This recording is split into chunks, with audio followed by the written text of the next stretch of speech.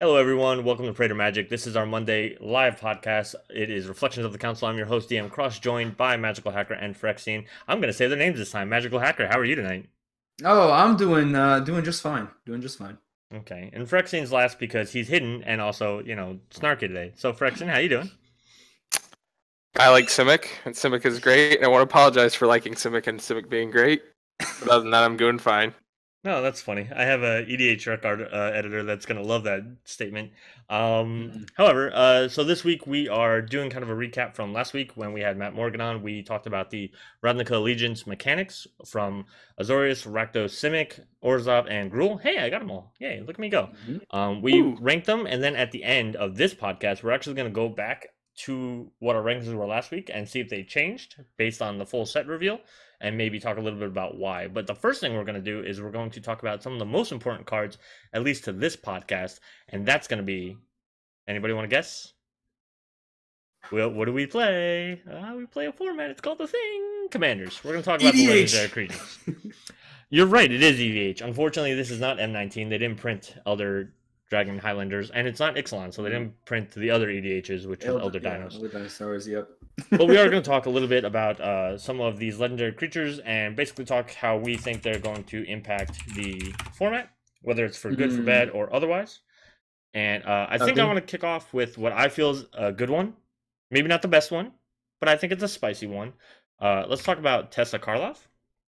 Phyrexian, I think you're super excited about this one with me, I hope.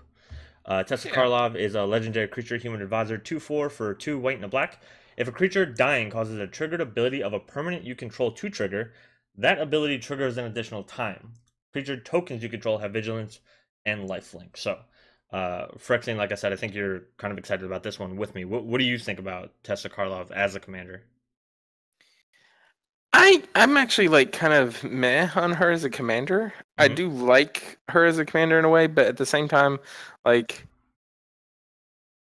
I mean, I can see her in that mainly she just falls into that aristocrat build, and Orzhov already has so many good aristocrat commanders that she's just another good aristocrat commander. But I could see some very interesting things worth running her in the 99 of like an Abzan Death Matters deck or something like that. I could see doing some interesting things like that with her just in there to, double up on all the death triggers you're going to be getting anyway from the Death Matters kind of build. Yeah. So I was looking at something like that. But like as far as the commander, like, yeah, she's going to be a good aristocrat commander, but like I said, Orzhov already has a lot of good aristocrat commanders. So it's like it's more of a good thing, but yeah. So you're thinking she's going to be a better engine than Helm of the Deck? Yeah, I think she's going to be a better engine with her ability. Just finding a deck that really likes those, like really is honing in on the death triggers, whether it's Death Matters or whatever it is, and just going to town with it.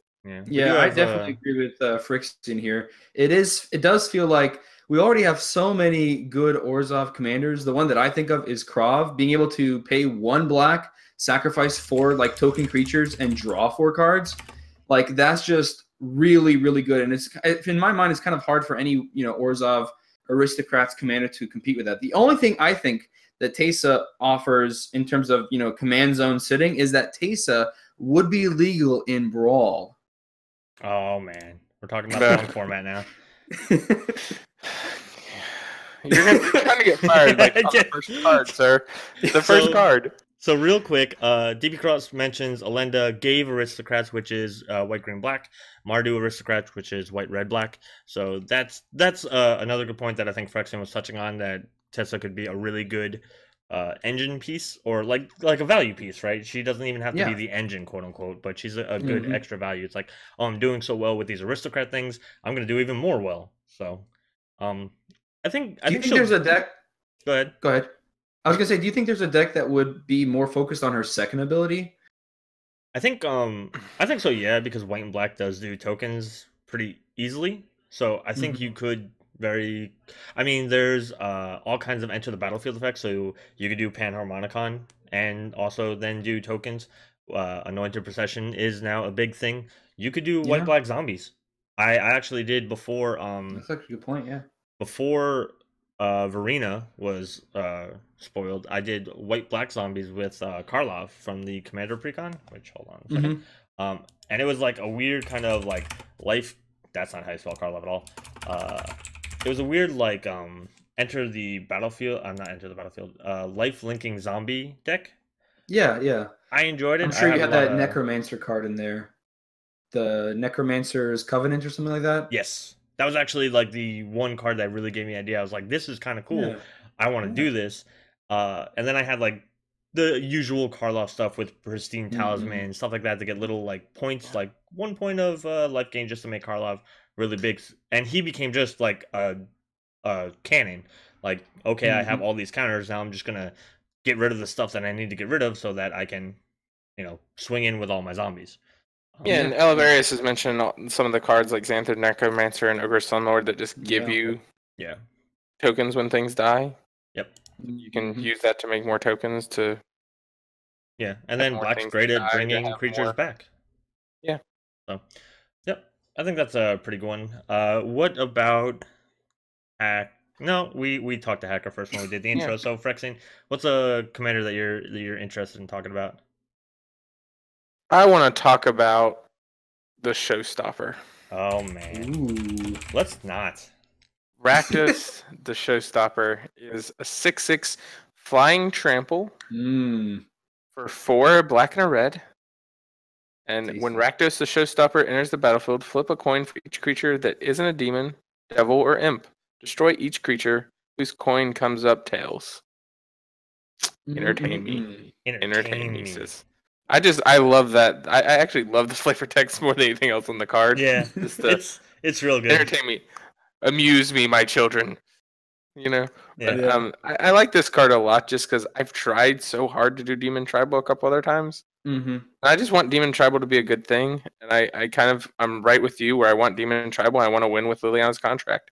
I want to do it.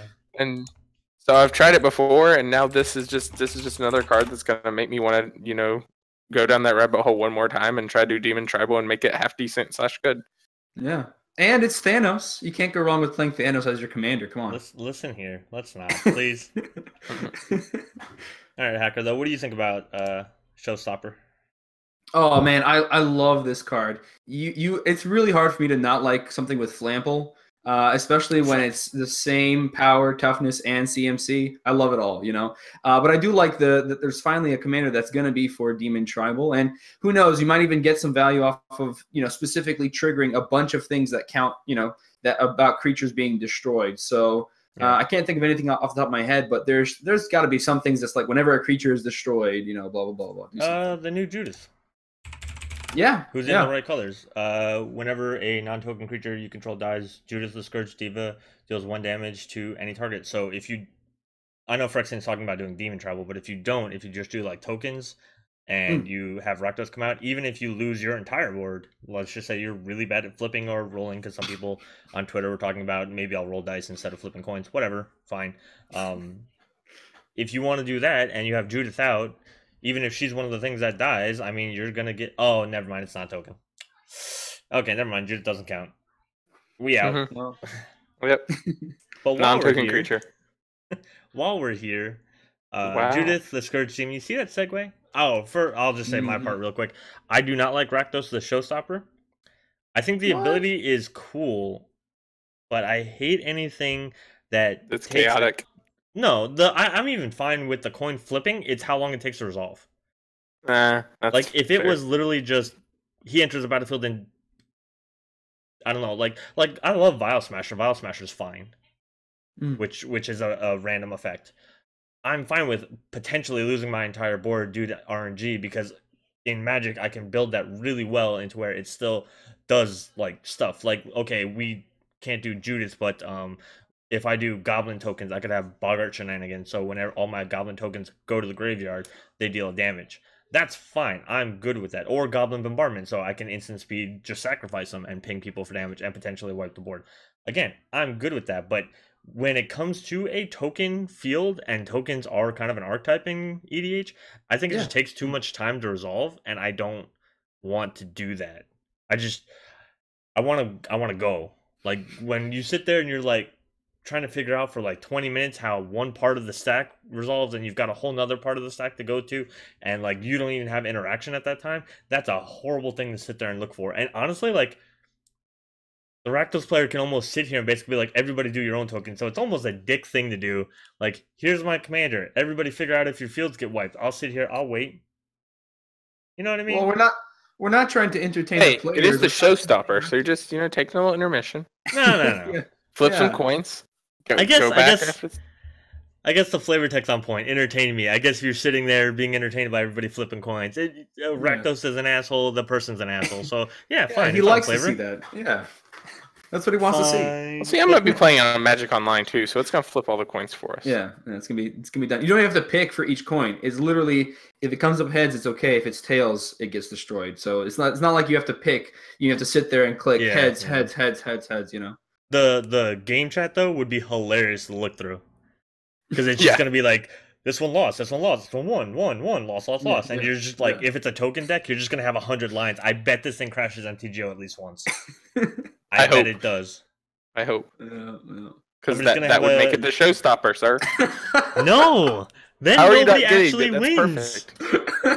That's perfect. Stops the show. Taking advantage of the fact that MTGO is a piece of crap program is not winning a game. We're talking about Judith, goddammit. Breaking MTGO is winning the game. Go ahead, talk about Judith. Knock yourself out. Alright, Judith the Scourge Demon is a 2/2 human shaman for 1 in black and red. Other creatures you control get +1/+0. Whenever a non-token creature you can control dies, Judith deals 1 damage to any target. A lot of people have been saying that they want this and Tessa to be like Mardu partners, or like hidden commanders in a Mardu deck. I think that's kind of cool. I think it would go really good in Alicia, who smiles at death, because of the recursion. They both have 2 or less power. They both have 2 power. So that would be like, that's really flavorful to, or not flavorful, but that's really synergistic to have those 2 cards that are like key points of your deck work with your commander even better.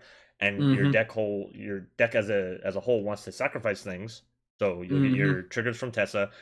You'll get this trigger from Judith, which will be doubled by Tessa. And then you get whatever the effect is of the thing you sacrifice, like Burnished Heart or whatever. So I think it would be a lot of fun. This is almost one of those things where I was like, I just want a house rule. They just have partner. That's it. They just have partner. I know they don't really have partner, but just house rule it. Obviously, you can't do that on Magic Online, but that is something that like I would love to see it work well. Probably like a few times, and then I'd be like, all right, you know what, this is too strong. You're pissing me off. But, yeah. But what about you, Hacker? I know black and red are not necessarily your thing. Oh, they are. Neither one of them is green, so it's I love black and red. Oh, do you know? Actually, my second favorite card in this whole set is black and red. And that's putting it above Mass Manipulation, which is a theft card. So we'll talk about that later. But the reason I don't like Judith is because she is another commander in the archetype strategy for black and red. And I feel like black and red already has some commanders that are better. Again, kind of going back to this comparison to Krav, if you compare her to Lysolda, the Blood Witch, which is another 3-drop Rakdos commander from the plane of Ravnica, which says pay 2 mana, sacrifice a creature. Lysolda, the Blood Witch, deals 2 damage to target creature or player if the sacrificed creature was red. Draw a card if the sacrificed creature was black. Where Judith doesn't want token creatures to die, Lysolda does want to sacrifice those black tokens, and being able to pay 2, sack a creature, and draw a card is exactly the type of thing like an Aristocrats deck wants. So Judith is nice, but if I had a Judith deck, I would probably say, what would probably make this deck stronger is if you replace the commander with Lysolda. And that's just kind of how I would see it. So you're kind of seeing this the way that Phyrexian saw Tessa, where Judith and probably would be good totally in the 99, right? Yeah, I mean she could be pretty great in the 99 of a deck. Yeah, absolutely. My biggest issue with her, and where I agree with Hacker a little bit, is the non-token text. Like, I don't see like it being too powerful if it was just creature. Yeah. But then again, you got Piteous Plunderer that was just creature, and look at what it does. I think. Maybe it is too powerful to just say creature instead of non-token. Maybe you have to make sure they can't abuse those tokens as well. Right. Do you think it's? I don't know, because Goblin Bombardment has even the way to sacrifice it. You know what I mean? Yeah. Mm-hmm. Like that's the whole kit and caboodle right there. It's Judith but better on an enchantment. Yeah. Without needing 2 colors. You know what I mean? But again, like they haven't printed effects like Goblin Bombardment in a while, so maybe this Judith is the the tuned down version of something like that. So maybe. But what are we going to next, Hacker? What commander do you want to talk about? I like all the commanders. Like, well, that is a non-answer. I would say I like all the commanders equally in that I don't like them at all.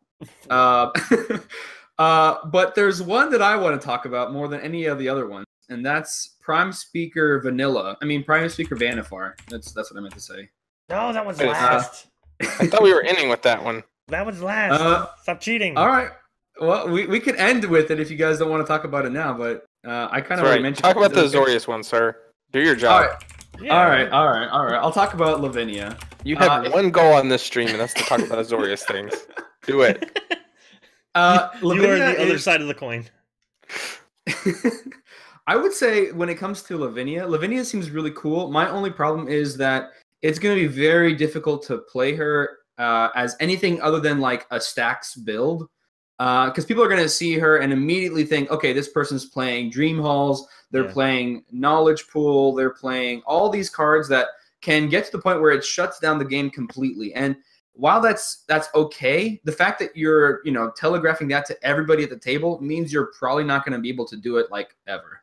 And so I wish Lavinia wasn't so like overtly breakable. I wish that it was a little bit more hidden. Does that make sense? Like I wish it wasn't so like in your face. So you mean like put it in the 99 of a stack deck? I mean, you can put it in the 99, but at the same time, then we don't have the Azorius commander. So I feel like when it comes to Azorius, our only option is a commander that's just like way too scary. And I guess that part of it has to do with how good Azorius is in general, but still, I think it would be nice to have gotten also an Azorius commander that would have made for a commander that would be really cool. People would be like, oh man, I want to see you play a Lavinia deck, and then all of a sudden they give us this where it's like, shut the game down. No one play anything. I think Azorius' biggest problem is that a lot of the times they tax other people but benefit themselves. Like, look at Grand Arbiter, where you get the discount, but everybody else gets a tax. Lavinia is each opponent, or whenever an opponent casts. Oh, for the record, legendary creature, human soldier. I forgot I had no clue she was a soldier. For some reason, I don't know what I thought she was, but she's a 2/2. She's white and a blue. Each opponent can't cast non-creature spells with converted mana cost greater than the number of lands that player controls. So mana rock start kind of. I mean, you can cast those spells, but you can't like cast a big spell. Limits. Yeah, you can't exceed your limit count. So Gen Wave with like a bunch of extra mana somehow isn't going to actually be as good. Whenever an opponent casts a spell, if no mana was spent to cast it, counter that spell, which ironically, I didn't think about this before, but actually screws over some of like the more new red effects where sometimes you can cast a spell for free or something like that. Yeah, Atali. Yeah, or again, Gen Wave. Like Gen Wave, like this thing just kills Gen Wave in general. I think that's the scary thing about Azorius is not so much that you're taxing, but the fact that you're improving your board and discounting people. So it's a two-way swing, making it that much harder. And Lavinia, I think she's going to be okay to play as far as like strength-wise because she gets in so easily. As long as you have a white and a blue, turn 2, and you're slowing people down. Yep. So, I don't know. That's my thoughts. I don't know, Phyrexian, I don't know if you like much of this white-blue magic, but... I think the problem is exactly what Magical Hacker hit on, that it really typecasts itself. I really think I read this as more a card not printed for Commander, as printed for, Modern. Other formats, Modern, and even Legacy. I think this could see Legacy play just because it shuts down the no mana plays, It shuts down your Force of Wills. It shuts down your mana crypts and mana, it shuts down all that. Like anything that is just 0 cost, it shuts down too. Like literally, if it's a 0 cost artifact or spell, shut down by Lavinia. And it's for 2 mana, so it can come out early enough to actually maybe shut down some things. It also shuts down Tron in Modern. They're gonna keep printing out Tron hate. Yeah, they have to because they keep printing out Tron hate and it's still not working. Yeah, they got to start doing that with KCI, right? So really quick, Cross in the chat says Gen Wave puts things into play instead of casting them, which he's right. I just checked. Yeah. Lagging, right? No, I'm fine. But I don't know. And I think the main thing is just like your choice is to either be a terrible person, Yeah. or to get hated out trying to play something interesting. So my question is, at what point in Magic, if you're playing as the commander, at what point in Magic though, where you are competing against at least typically 3 other people, are you not trying to be a terrible person? You are literally trying to kill 3 other people. Yeah, but all of these things, literally just like all the things you would do with Lavinia, like they were talking about knowledge pool and Lavinia and all that, like all these combos you do with Lavinia, literally are just like, okay, I can play the game and you can't. Yeah. And like, I get all these things for free with Dream Halls, but you get to do nothing. Yeah. Yeah. It's just there's only so much fun in every game, and I want to have it all. Oh yeah. It is kind of funny though how Lavinia does get shut down by the what was that Riot card that we all liked? The enchantment one. I'm blanking on the name right now. Rhythm of the Wild. Rhythm of the Wild. Oh yeah.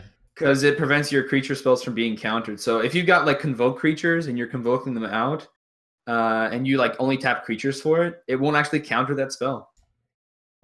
Oh yeah, interesting. Mm. All right, that's never gonna happen. That's probably not gonna happen.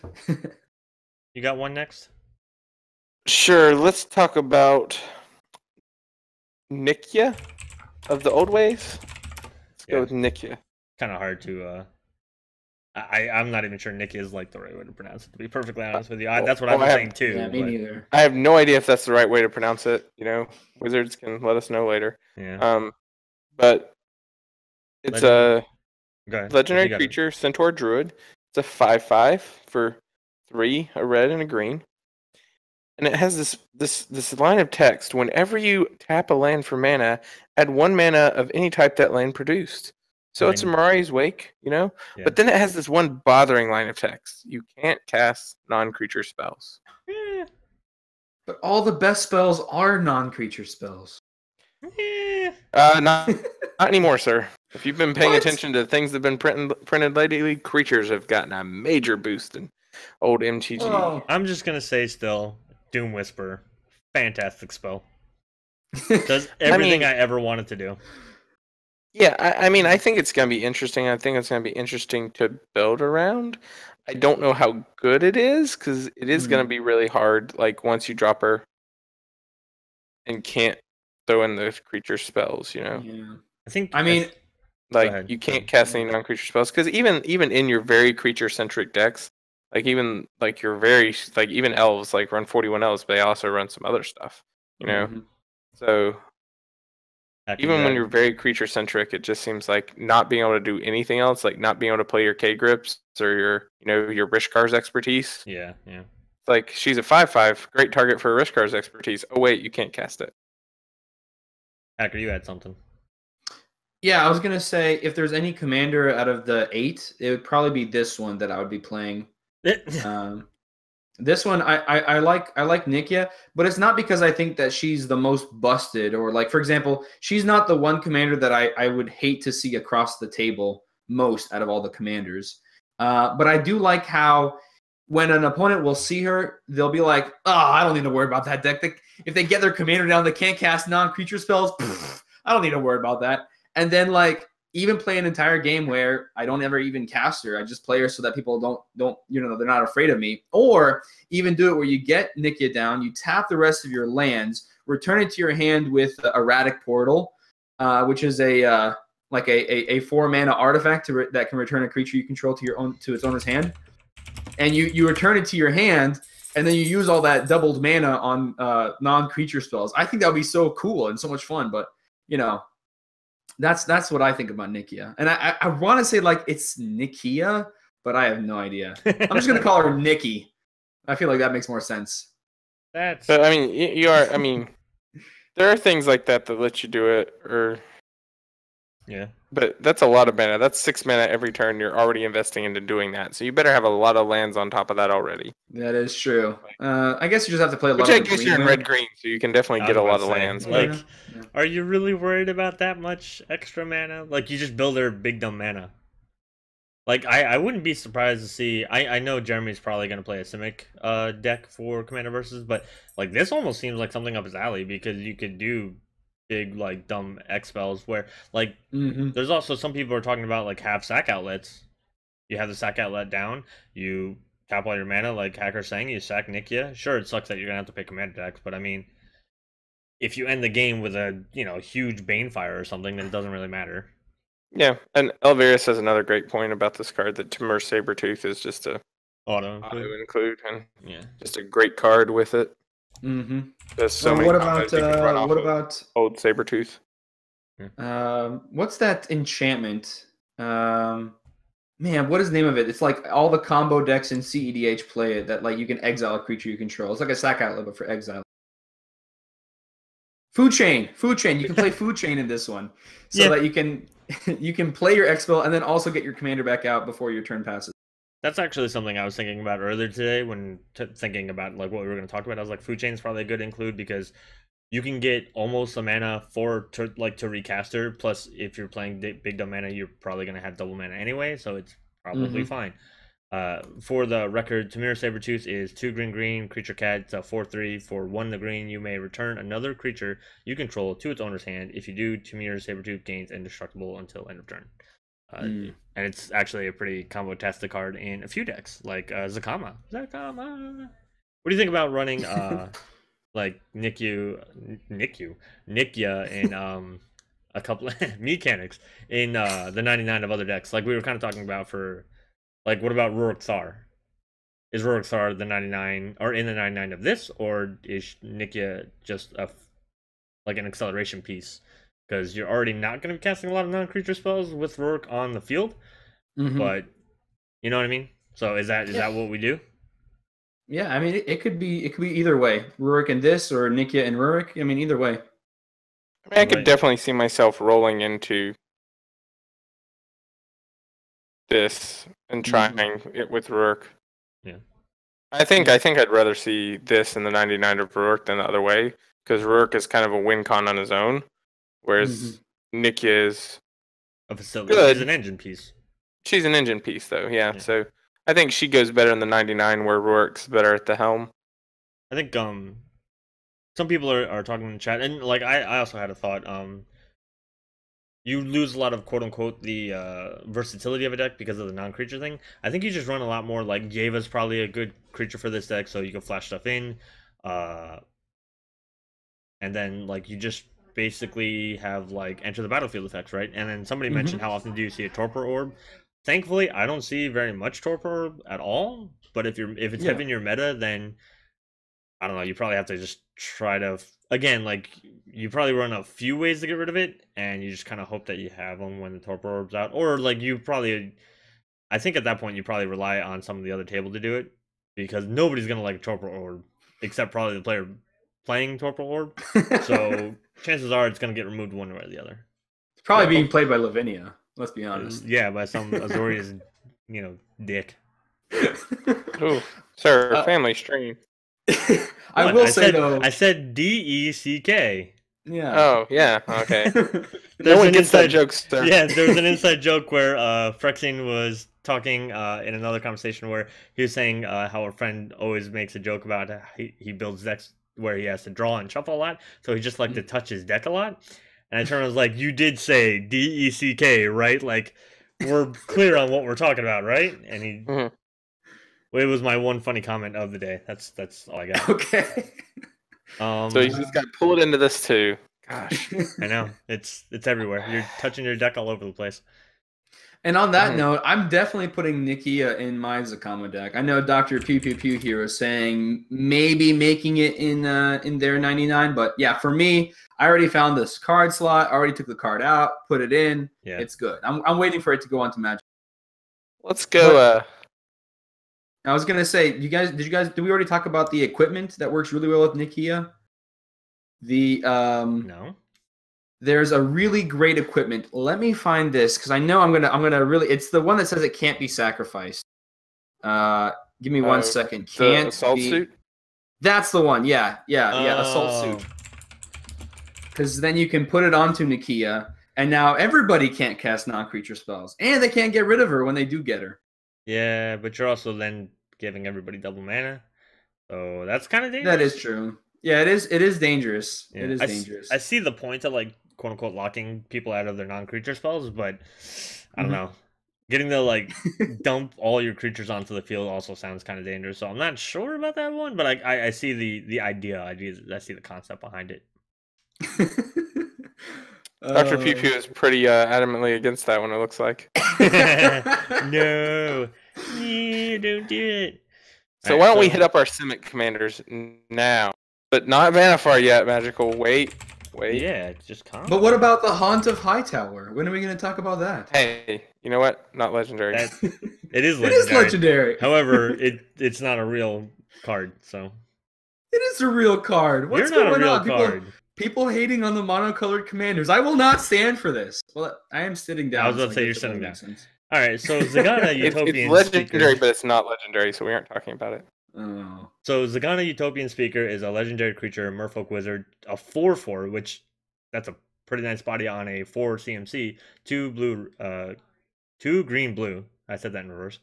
When it enters the battlefield, if you control another creature with a +1/+1 counter on it, draw a card. That's pretty cool. For 4 green blue, adapt 4. So you put 4 1/1 counters if there are no 1/1 counters on it. For 6 mana, that's okay. I mean, now you're talking about what is that? 10 mana. I mean 10 mana, and you're getting an 8/8, and maybe drawing a card. And then the last one is each creature you control with a 1/1 counter on it has trample. I think a lot of people, I know Hacker's gonna, I think, disagree with this, but I think a lot of people are overall like not super thrilled with Zagana. Like she's kind of okay. You're right. I will disagree with that. Yeah, like cross OG Zagana is so much better. Oh yeah. 100%. Why does Phyrexian not have a webcam? Because he's the hidden. He's Urbrask of the council. Yeah. You can't. So the joke is that there's 5 Praetors. There's me, Danny, John, Valdor, and Phyrexian. Phyrexian is the newest member, so when we picked like embodiments of which person was which Praetor, he kind of just got left with the one that was left, which was Urbrask the Hidden, and he has taken it and embraced it, and now we can't see him. And he's got haste. He also has haste, but he taps everybody else very fast. Yep. Yes. All right, so Hacker, why is Zagana better than we think it is, even though you're wrong? So, you're not really giving me a good intro here for me to be able to talk. You kind of like begging the question with it. You don't even like green. Why are you even defending this card? Stop it. Go away.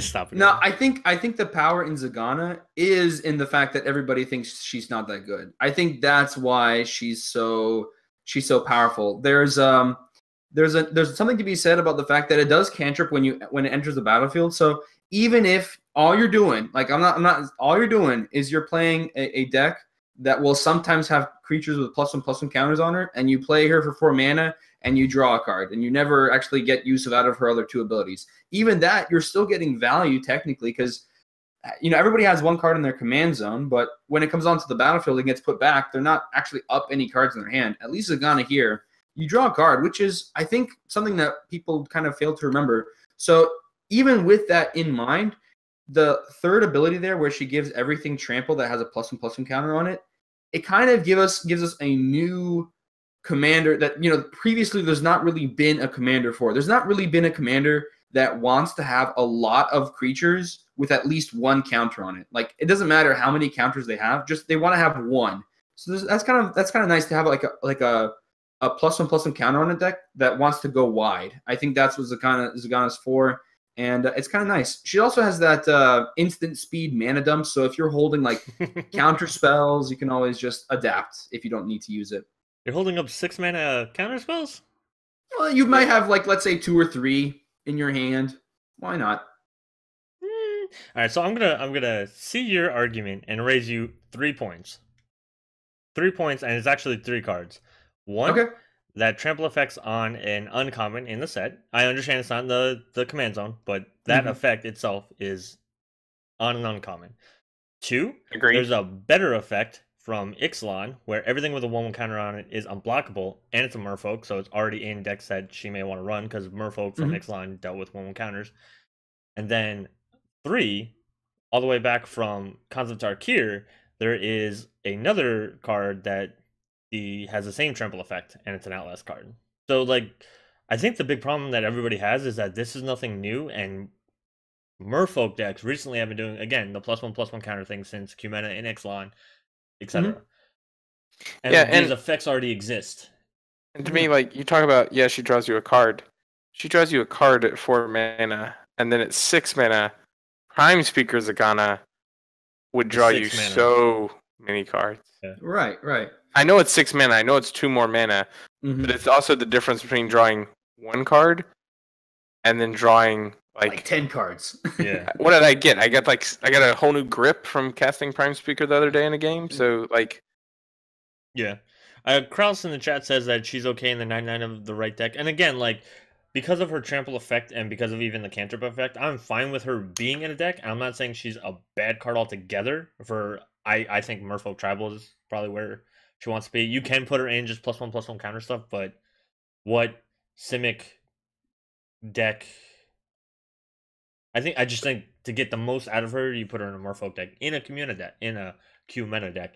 I think so. Danny has a Cumena deck. I think she would probably maybe run Zagana in that deck just for the trample, for redundancy in case the Khans Tarkir one, or if she gets the uncommon, which I'm sure she will, isn't in the deck, or if the unblockable thing isn't on the field, the cantrip effect. And then you can potentially do late game, have the big 8/8 trample beater, I guess. Yeah. But I think there's better. I just think there's better plays.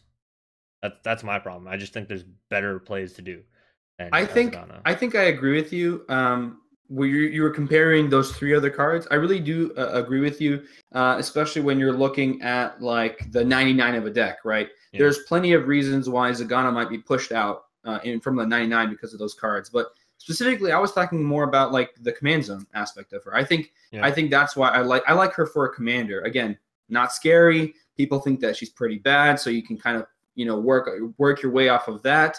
She can be pretty big. You don't have to play a lot of mana down at sorcery speed where someone's just going to, board wipe the next turn and then you lost all that mana. You can adapt right before your turn. And then lastly, like you can play a go wide, +1/+1 counter deck, which I think this is the first time we can do in blue and green. Am I wrong on that? You were very wrong on that. Really? Cumena does it. Aaron That's Tuthi do tribal, though. I mean, let's say you're playing. You're just saying, but you didn't say non-tribal. Yeah, I think Pierre and Tuthi do it too, though. Pierre and Tuthi? Pierre and Tuthi are the partner commanders from Battlebond. Yeah, that's a good point. They don't really go wide, though. Do they? They can go wide. I think so. Yeah, I think they do. I mean, yeah, you can make a giant Tuthi, but I mean, they can also go wide, and it's the same thing here. Zagana can be a giant 8/8, or you can go wide. But I think too, just like I would like the argument of having the effect in the command zone better if green didn't have like every way ever to get a creature with that effect. Like if I didn't have Sylvan Tutor, Worldly Tutor, Green Sun Zenith, Primal Command, and every way to get a creature ever, then I would be a lot more worried about having that effect in the command zone. But since green has all those ways to pull up any of the 3 cards DM mentioned, instead of Zagana, I just don't even think she has a place even in the go wide strategy. Because like, oh, I pull up my Herald of Secret Streams. Oh, you killed that one? Well, now I'm gonna pull up another one. Oh, I just drew the 3rd one because I drew 15 cards off Prime Speaker Zagana or some other better draw spell. I don't know. I guess it's meh. It's okay. It's just not great.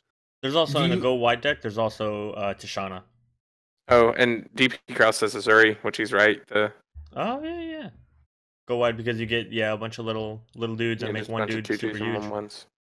Yeah, and then make one of them super huge. I think Azuri I would count as go tall because you're making a little dude tall, and you're kind of because it doesn't put +1 counters on X creatures. He puts it on 1 creature, so it is more on the tall strategy. You go kind of wide, getting the experience counters, and then you just boop somebody with probably Azuri with trample or unblockable. Yeah. So you kind of have to do both. You go wide. Azuri doesn't put counters on himself. Oh. Yeah. I mean, I just think it's not just about going wide. I see here DP Cross talking about Edric going wide better than Zagana. I think for me, it's if I'm playing a lot of creatures that enter with +1 counters or they get +1 counters on themselves somehow. I feel like giving everything trample or giving everything just evasion of any kind is pretty important to have in a deck like that. So I wouldn't mind having it in the command zone and then having the 99 be other things. I can tutor for lots of other stuff that's, you know, a little bit more situational, right? I feel like there's very few situations where you'd be like, I don't want trample right now. You know what I mean? Yeah. I think you underestimate just the value of having a lot of redundant effects, though. Because are you not going to run those other effects now? I mean, I think you can definitely run a lot of those other effects if you feel like that's what you need. I mean, there's plenty of decks where you'll have to have redundancy for your commander because it'll get answered over and over. Yeah. But will that happen with Zagana? I don't know. I mean, once people see what you're trying to do, maybe. Maybe. Who knows? All right. So there was only one Orzhov commander. There was only one Gruul commander. There was only one Azorius commander. We did the two Rakdos ones. Two Rakdos ones. So obviously we have to talk about Haunt of Hightower. Yep. Do we? Let's just we can get by this really quick. So Haunt of Hightower is the buy box promo for the set. It is a legendary creature vampire. It's a 3/3 flying lifelink for 4 black. Whenever it attacks, defending player discards a card. Whenever a card is put into an opponent's graveyard from anywhere, put a 1/1 counter on Haunt of Hightower. If this costs, I think, 1 less, I would like it. Really? You mean if it was 5? Yeah. Huh. I think it would be fine then. I think the fact that it's 6 mana, gets on the battlefield, and then, like, turn 6, right? Like, it gets on the battlefield, and then probably just gets removed. That's what I think happens a lot of the time with this. Because people don't like... In the command zone, your advertising that you make people discard, and nobody's going to want to discard. So you might be able to politic a little bit. Yeah, I'm sure the graveyard player won't care one way or the other, but then they're not going to want to get hit with now the 4/4 flyer with lifelink. You know what I mean? Like, you're still not going to want this to stick around, even if it's putting something in your graveyard. I think 100% I don't run this in the command zone. Yeah. Like, I run it as an enabler card in other decks. In like what, like a Nath deck maybe? That's the only thing I can think of, and Nath just has better things to do. A Nath deck, a Phoenix deck. I was thinking about putting it in Licha. In what? In Licha, Sanguine Tribune. Oh. The vampires. Yeah. I just it's because of the fact that it has flying and lifelink, and so as soon as it attacks, it'll be a 4/4 flying lifelink. It's not bad. I mean, it's pretty good. Yeah, it gets bigger pretty quick too. Lycia's 8 cost to 4. That's QP says he's thinking about Nekusar. Maybe. Slow for Nekusar to me at 6 mana. That's what I'd say, because usually Nekusar is just trying to kill people by turn 6. Yeah, because as soon as you have 5 mana, you're going to cast Nekusar, and the next turn you want to do something with it, because Nekusar is going to probably get removed. Nekusar is going to bite removal. Yeah. If he hasn't already, you want to do stuff when he's actually in play. Actually, thinking about it, even at 5 costs, this is really awkwardly... Like, there's no way to really curve into this with any deck that I could see it wanting to curve into. Well, and like I said, that's why I think I like it almost the most in like a Phoenix or a mill build. Like Phoenix or Lazav, or some mill build. Like whether it's Phoenix or Lazav, like Hexproof Lazav or Mirko. Yeah. That's where I really see this finding a place, because...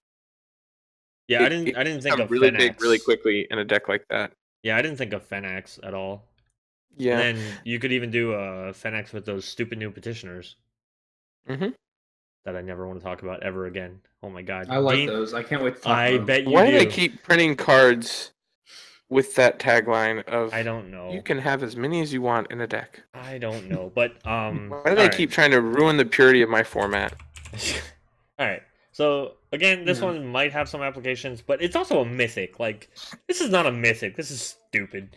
Anyway, honestly, I agree with you guys. I wouldn't run this in the command zone either, but I think for me the reason would be a little differently. It's just that it's got so many different parts on the card. Like, it's got the lifelink, it's got the discard, it's got the, like, if you mill cards it gets bigger. Like, it's got so many different things, and it's like if you just picked one, you'd have a better commander. Like, if you wanted to do lifelink, you can do another mono black commander. There's plenty of good mono black commanders for that. And there's like every aspect of it, there's like a better commander for if you focus on it. This the only thing I can see is that you can do all 3. You know? I think the only thing I really see it in is like in a mill deck. I don't even see it in discard, because even like Nath and most discard decks by the time you're hitting Yeah. 6 mana and casting this, you're trying to make sure everyone doesn't have a hand and you have tons of elves. Yeah. So I mean, it really doesn't fit very well in anything other than mill, but I do like it as an interesting mill card. Like I want to test it out in the mill decks I have. You know what? Yeah, I think if it's affordable. You know what I was talking think more it's about got? the command zone. Hey. Yeah, You know what I think it's got? What? It's gotten kicked off the screen. Wow. Okay. She's So there. now- She's beautiful. We're just gonna let Whoa. Phyrexian go ahead, talk about Gush. apparently his new baby.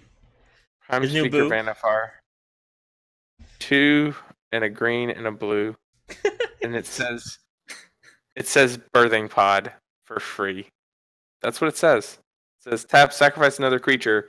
Search your library for a creature card with converted mana cost equal to 1 plus sacrifice creature's converted mana cost. Put that card onto the battlefield, then shuffle your library.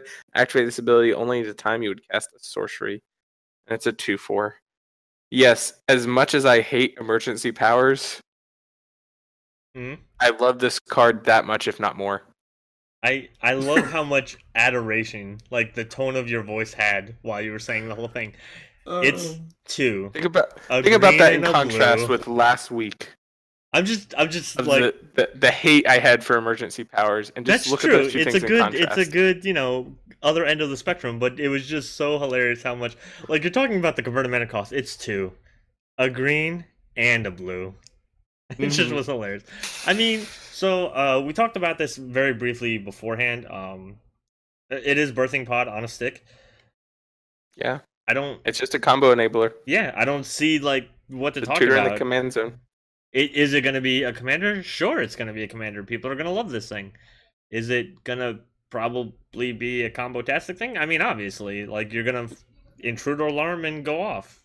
You know what we talk about though? We talk about Elivarius's question that he asked before the stream, and you wouldn't let me talk about, and we let Magical Hacker answer it first. Is this a ban-worthy commander card, Magical Hacker? That's what Elivarius' question was. You need to answer it. He asked it right to you, Hacker. If you were on the RC, what would you say? Okay, well, first of all, it's not going to get banned. That I'd be willing to bet money on, and the reason is that the rules committee has been finding more success in kind of their their rating of the people. People kind of have a higher approval rating of them when they don't ban cards or unban cards. So they're gonna try to just keep the status quo. So that's why I don't think it's gonna get banned. Now, is it worth getting banned? I don't think so. I think we actually have a lot more commanders in the current format that are more powerful than Prime Speaker Vanifar. Now, the reason, and it's funny that you mentioned this, Phyrexian, where you're talking about emergency powers. The amount that you hate emergency powers is the amount that I wish they did not make Prime Speaker Vanifar into a commander. He's going after your girl. If they had made it just a regular creature, I would have been fine and dandy. And I would have way too powerful on a regular creature. Now, it would have been more powerful, yes, absolutely. But the reason I'm so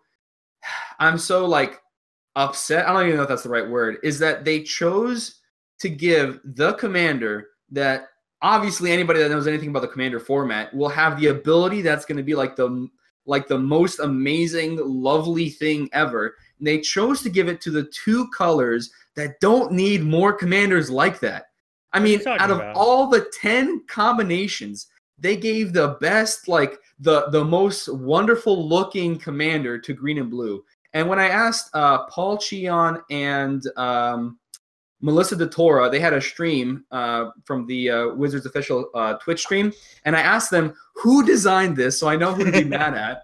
Or I asked something along like, "What's the story of this design?" They said, somebody was in the design room, and they were like, should we design a creature with birthing pod? And they said, well, let's try it out. And they tried it out and it was okay. It's obviously they're not testing it out for commander, but I feel like they should have just thought about that aspect. If it's a legendary creature, have somebody that plays commander and say, hey, do you think that this would be a good wave? This would make a good wave in the commander sphere? Because Prime Speaker Vanifar is going to be everywhere. It's going to be the new Muldrotha. Everybody and their mother is going to be playing Prime Speaker Vanifar. Oh, and it's so easy to combo with. It's like, I was working with another content creator, which I won't name, but he said, hey, is there a way to make Prime Speaker Vanifar into a combo deck without using any creatures that are not oozes while they're on the battlefield? That's what he asked me.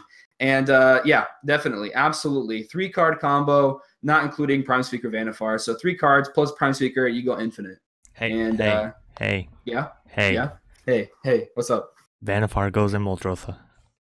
Oh, It does. But you see what I'm saying? And it would be fantastic. You get to recast the thing. You sacrifice another creature, and then you recast it because it's in Muldrotha, which is a great card.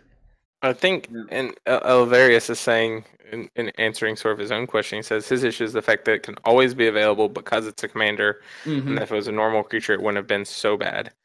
And my issue, even above that, is if they had printed it as a literal birthing pod, which is, 1 and a green, tap activate, which birthing pod was 1 of Phyrexian green, I know, so you could cheat it and only do 1 and 2 life. But if they had actually had a cost along with it, it wouldn't be that bad. Yeah, it would be a lot better. Sneeze into an intruder alarm, and you can go, up a chain, up another chain, and just keep going until I run out of chains. I think you just get hated out though if you're playing Vanifar because you're. I don't think they can do it fast enough when she comes out at 4. God, I hope people do. Like she comes out at 4, and intruder alarm is what, 2? 3 or 4? It is 3. It's 3. 2 and a blue. I think you just get hated out. Like I think people in and you can literally run your combo right into infinite whatever. But I think though you have to basically like in a game that runs this a lot, and if it is super combo-tastic, I think you just have to mulligan into having an answer, slowing it down. That's fair. Imagine if it said exile another creature. Even that would have been a lot better. See that right there, that almost pisses me off because lately with Reanimator effects, you have to exile the card out of your graveyard to get an effect. Like look at the new Gyrus, where you have to exile the creature to get a token version of it. So in Reanimator, exile is fine, but Birthing Pod was fine to just put as a wheelable combo. You know what I mean? Because you can bring stuff back from the graveyard. I also dislike it when there's a tutor in the command zone. Yeah, I do agree, and we talked about it a little bit before, like the actual stream, that tutors in the command zone do just get boring to play against, and even boring to play. We talked about Yisun. This one will go in that toolbox too. Even like Sidisi Undead Vizier and Mono Black and stuff like that. Just having that tutor that you can always just say, okay, I'm gonna go tutor this up. Oh, I'm gonna go tutor this up, and you just end up starting to do the same thing over and over again. It does get kind of boring to play against and to play. Yeah. You think Watsi would have learned by now? Pew says Sidisi mentioning the Mono Black Undead Vizier version, which is a tutor in the command zone. I don't see a lot of Sidisi decks. Are they popular? They're not really popular, but it's just another example of that tutor effect in the command zone where you can I'm going to tutor up this combo. I'm going to Sidisi once, get the first card. I'm going to Sidisi again, get the second card. Now I have my combo. Yeah, usually I see agree. It like ad nauseum. They'll grab out ad nauseum and then just go off. Yeah. Really? Yeah, ad nauseum, and then you get like your whole deck in your hand, and then you discard it to some spell that deals that much damage to each player, and then you have something in your hand that prevents half the damage being dealt to you, something like that. There's some crazy thing. How much of your deck do you put in your hand? I think like 80, like slightly below 80 cards. So you only take 20 damage, everybody else takes 40, or something along those lines. Yeah. It's not the whole deck, though. I mean, you could put the whole deck, 100 cards in your hand. Everybody takes 50 to the dome, and you take only 25. Could work. Interesting. I don't know. I don't know. It does have at least a little bit of a chain reaction. It's kind of like Yisun, where you have to go up and convert a mana cost.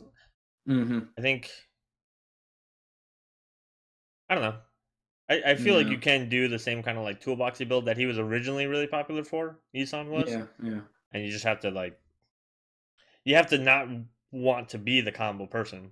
I before we started recording, I talked about you could just have a plethora of creatures at each converted mana cost so that you can go into different paths depending on what you need.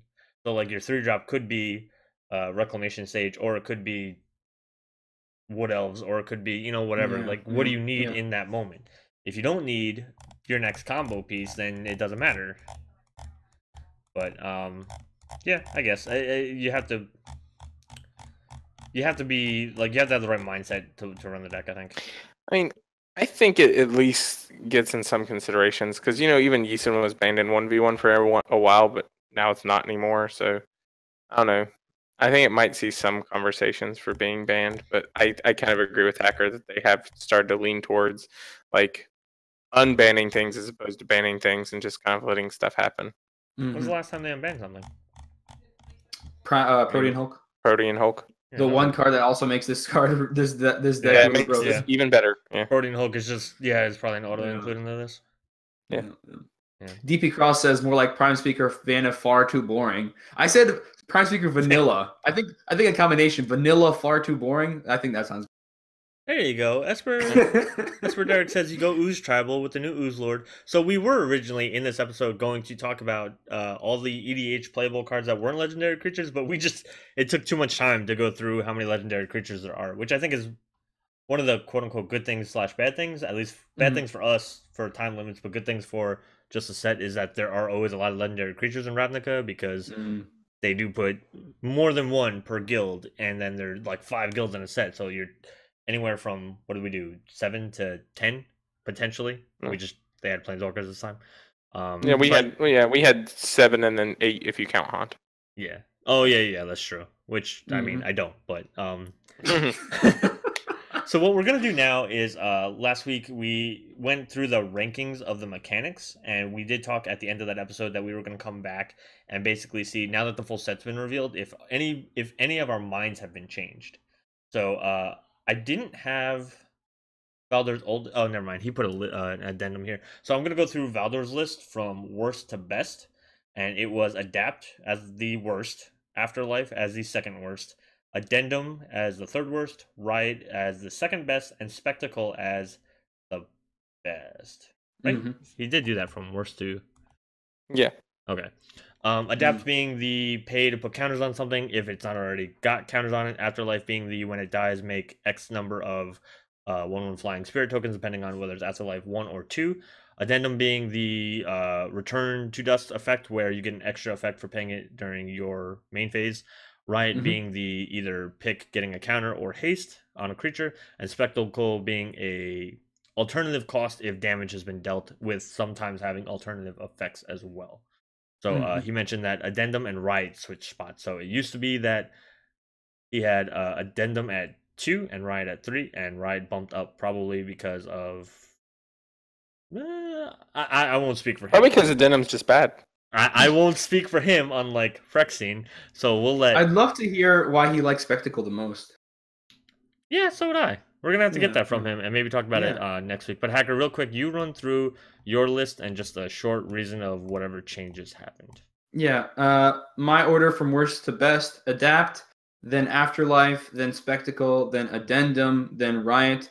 The only reason I put Riot above Addendum was because out of the entire set, there was only one card with any of these 5 mechanics that I actually thought about putting in any of my decks, and it was a card with Riot. So I couldn't have it being at second with Addendum higher. But other than that, I feel like, looking again at all the cards with the mechanics, there's not a ton. So the mechanics weren't really a big focus of this set anyways. But I do like a lot of the Addendum cards seem pretty cool. Some of the Spectacle cards, I didn't find any Afterlife or Adapt cards that I really wanted to play in any of my decks. So maybe Afterlife, maybe I'll change my mind in the future. But for right now, I just don't see it kind of fitting into a slot, which I know is going to be very different than a lot of people, especially people who like green and black, of which we have 2 on this podcast. I mean, the white's fine because you get the Anointed Procession from that too. Yeah, Anointed Procession's nice, I mean, that's just how I saw it. I like Spectacle. I like Addendum. I like Riot. Obviously, that was the one. Rhythm of the Wild was the one card that I liked. Out of the entire set, the only card with any of these 5 mechanics that I like is Rhythm of the Wild. Which is the, if I could spell it right. 3-drop enchantment that says creature spells you control can't be countered. And then also non-creature spells, or non-creatures you control have spells? Riot. Non-token creatures. Non-creature spells have Riot. That's what I meant to say. I was trying to recite it from memory. Your non-creature spells can get a 1/1 counter or have haste. Yes. That's exactly what it is. Yeah, this is a non-token creatures have mechanics, everybody. Mechanics. All right. Matt Morgan, who was on the podcast last week, did provide me with his list and some of his reasoning. So I'm going to go with his before we go to Frexin, so that we'll have guess somebody, and then I'll just go last. Two Matts unless Frexin, unless you do want to go last. I'll go last. Okay, then I'll go after Matt's comments. He said adapters number 5 is still just meh. Repeatable is nice but feels boring and uninspired. 4 is spectacle. Cooled on spectacle quite a bit. Not always going to be able to trigger it. Sucks. 3 is addendum, offering incentives for different playstyles, and upside for limited is growing on me. 2 is afterlife, best mechanic for EDH, largely due to sacrifice heavy decks. And 1 is riot, best overall mechanic for limited and standard. Turn things sideways, make things happen. My overall list, I believe I gotta find it now. Uh-oh. Frexin, you go. Fill the space. Well, I am like the sun. I'm constant. I'm unchanging. You're stubborn? I'm stubborn. Sure. I didn't change anything. I agree with my same logic before. I mean, obviously, a lot of people are converting to the idea that Riot is the best card, the best mechanic. So, I mean, clearly, even Hacker saw the light on that one. So, and he doesn't even like green. So, there you go. I still have Afterlife as my number 2. Because I just, even though there weren't a lot of Afterlife cards, I'm like, yeah, that's great. I mean, they were kind of meh, but I still like Afterlife as a mechanic just because of the board wipe protection and the sacrifice alleys with can use it with an aristocrat decks and stuff like that. Spectacle is still kind of in the middle, kind of, where I don't know. It does suck that it's kind of hard to activate, but there are a lot of strategies where you can just go like low with creature with a menace or evasion and go down low to the ground and activate Spectacle. So there's some avenues to make it easier on you to activate it.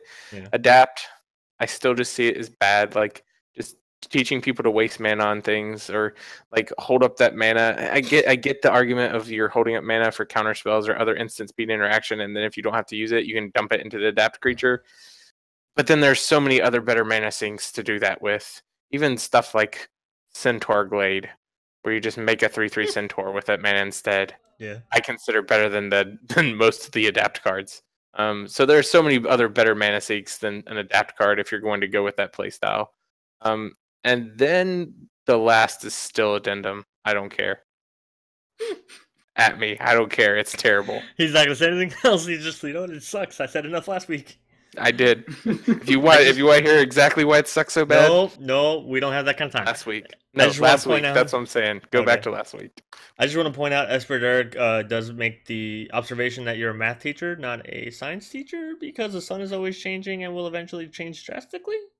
Yeah, the sun goes through cycles, solar cycles. The sun is constant. No, it's in a different spot in the sky every day. First of all, no, that's not how that works, because the sun does not revolve around the Earth. But okay, you know what? The sun does not move, sir. The sun is constant. It is constantly affixed. The sun is moving through the Milky Way galaxy. We're going to piss everybody off with this conversation. Okay, so the reason why I couldn't find my ranking is me, science people. How? You don't have social media. We haven't gotten to that part. Yeah, that's right. That's why I keep saying it. My rankings did not... I couldn't find them because I didn't write them down this week, apparently. But I do remember now. I did keep addendum last simply because I didn't see enough on the cards that would make me think it's super good. I'm fine, again, like I think I said last week, the Return to Dust-like effect is fine. I just didn't see enough in the cards that would make me want to run a lot. Minus one card, which I think is Unified Strength. Nope, not it. All right, so long story short, it is it's a Boros card in Azorius, and it is, I think, 2 and a white. It is an instant. Creatures you control get indestructible until end of turn, and addendum Unbreakable formation. Thank you. But the addendum part is they get a 1/1 counter and gain vigilance if you've cast it during your turn. So again, the counter thing doesn't really mix with Azorius. I do feel like they printed a Boros card with it, but that's like the one card that I really, really like from it. Spectacle went down because I got excited about what it was gonna do, but then like I think Matt said, and I think both of you guys mentioned, like it doesn't seem like it had the wide array of effects that it seemed to portray with the first few cards that got spoiled with it. So now that we see the whole thing, it's just kind of like, oh, I mean, there's some cool stuff in there, but nothing crazy. I do think it's probably going to be good in Modern for that one, basically like the new lightning bolt that's there that I can't remember the name of. Skewer the Critics, I think. Then Adapt. But even that's sorcerer speed. Yeah, I mean, still Even lightning, new lightning bolt. Yeah. There's also that spectacle card that you can pay 1 red mana and be able to cast 2 cards off the top of your library. That one might see some Modern play. Yeah, maybe. I then went Adapt because I just think there's +1/+1 counters. I think are already an archetype. We were talking before about now Merfolk are doing it. It was a archetype before Cumena and whatnot. Voral of the Hullclade from previous Ravnica, even though Evolve was not like the greatest mechanic, it was still a thing. So I think Adapt is just going to, some of the Adapt cards are just going to find ways into EDH decks. So that's still better than what I think Spectacle's going to do. That's why it went up. I did keep Afterlife at 2. I just wish they had more. Just more. Like a couple of cards that had Afterlife 3, or a couple of cards that did something else when they died. I think the coolest card is the Angel and the Racketeers, which is a discard card, but it's I think it's like a 5-drop, so it's a 5-drop for like a 3/3, so it's kind of a little rough that way. And then Riot, as I think Phyrexian and Hacker both says, I think just had some of the best cards with, again, Rhythm of the Wild just being a fantastic card for rule decks all around. Everybody focuses on the fact that it gives all your non-token creatures Riot, but the creature spells you control can't be countered is super good. This is a better Fires of Yavimaya, and Fires of Yavimaya sees a decent amount of play in Gruul decks. So I think that's just going to be, I think this is a big boon for decks running Gruul or Gruul with X. So I think Riot's good. For in the right Gruul deck, I agree. I mean, the non-token does hurt certain Gruul decks. That was a good pun. In the Riot Gruul deck, it will be good. No. So I thought that was on purpose. That wasn't on purpose? Anyway, that was our thoughts, at least on the legendary creatures of Ravnica Allegiance. We will probably try to do the like EDH playable cards next week. Unfortunately, we couldn't just fit it in. There was just too much to talk about. Of course, Magical Hacker, you have all kinds of social media and resources, so if you want to go ahead and tell us all about them. Yep, there's 4 places. Tapped Out, Twitter, YouTube, and Discord. That's the last one. Tapped Out, tappedout.net/magicalhacker. You'll find all my commander building, deck building resources.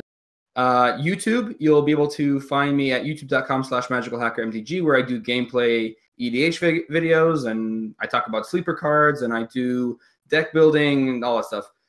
Twitch, that's where I do the live streams every Tuesday and Thursday at 5 p.m. And then Twitter, that's where I talk about how Nicol Bolas is the Joffrey of the multiverse. He's very whiny, and he believes that everything is something he deserves.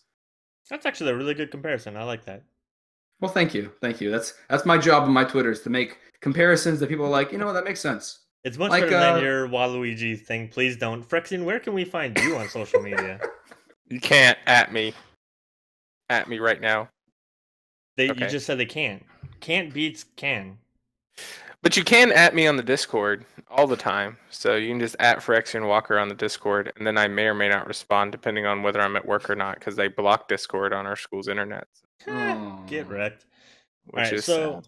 For the team itself, you can find us on twitter.com/PredatorMagic. You are probably watching this on youtube.com/PredatorMagic. Make sure you are subscribed to us there and ring the bell on the way out. That way you get notifications every time we upload a video.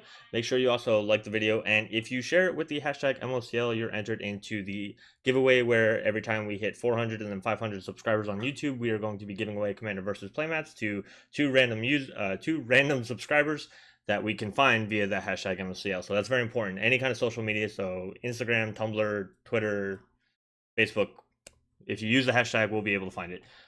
You can also find us on the Discord, which I will put a link to down below because there's no easy way to say that link. But you can see us every Monday, Wednesday, and Friday at 9 p.m. Mondays is when we do these live podcasts. It is at 9 p.m. Eastern Time. The other 2 days, Wednesdays and Fridays, are when we're playing 3DH, which is our budget version of Commander that is played on Magic Online. You can then find us also at Instagram.com/PredatorMagic and Facebook.com/PredatorMagic. We are doing a bunch of giveaways right now. If you see over here for you YouTube people, right, that way, there is a donation goal. If we hit to $335, we will buy a box of Ultimate Masters, open it on stream, and the highest donator will get the box topper. Also, every $1, or if you cheer during the streams, every 100 bits is an entry ticket into a raffle for a free playmat from our affiliate over at Inked Gaming. And also, if you see over the chat, there is the stream boss. Every time we kill one of the stream bosses, somebody in the chat wins a free 3DH deck that you can brew with us in the Discord. So there's tons of stuff going on. But for this week, guys, that's all we got for you. Any last words from Phyrexian? Addendum sucks. Would you like to retort? Please make it quick. Addendum sucks to Phyrexian, but not to everybody else. That's a broad statement. Until next time, guys, we'll see you on Wednesday. Oh, we will not see you this Wednesday. I apologize. We will not see you this Wednesday. We are going to be hanging out with Jeremy on his stream. He's having his arena stream from Wizards, so he's gotten the early access Ravnica Allegiance. So join him there at twitch.tv/JeremyNoel. Believe 9 p.m. Eastern time, and we'll be in there hanging out, talking about all the cool stuff that he does and how he's somehow going to randomly die, probably to a Rakdos, because that's the most RNG thing in the set right now. All right, until next time, guys, we'll see you on Friday, and then again for this podcast next Monday. Peace. Take care. Bye. I gotta hit the button. Bye.